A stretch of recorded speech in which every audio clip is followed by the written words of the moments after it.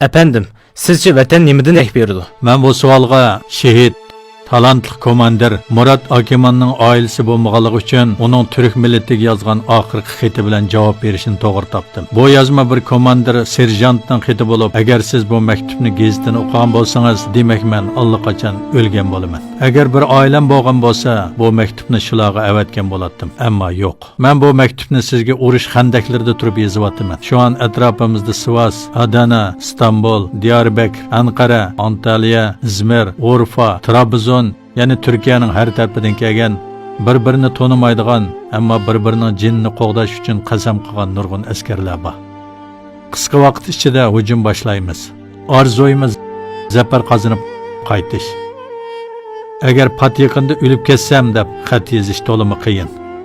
Har zaman bir o'lim bog'u deb o'limni oldirab yodimizga solmaymiz. Agar askarlik sepidan saq chekina olsam, bu xatni yirtib tashlaydim. O'qiyotgan bo'lsangiz, demak men yirtolmadim. Qo'ral tutgan qo'lda qalam yaxshi turmaydi. Qoralni yaxshi tutaman. Sizni qo'g'dash uchun buni menga siz o'rgatdingiz.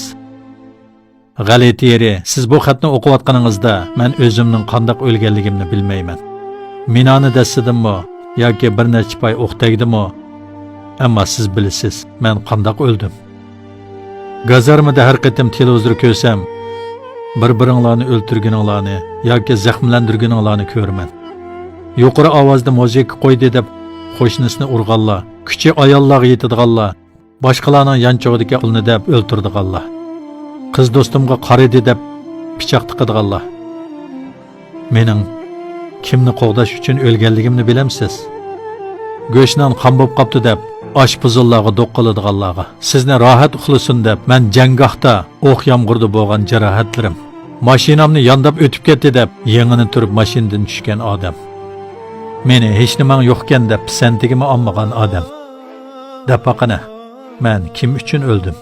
Yetim yesirlar sanatoriyasida va askarlikda o'rgangan eng go'zal narsam bir nonni o'ttirdan ikkiga bo'lib, yerimini boshqalarga berish.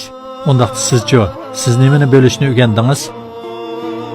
Sizni oldi bilan Allohga, ondan bir-biringizga omonat qildim.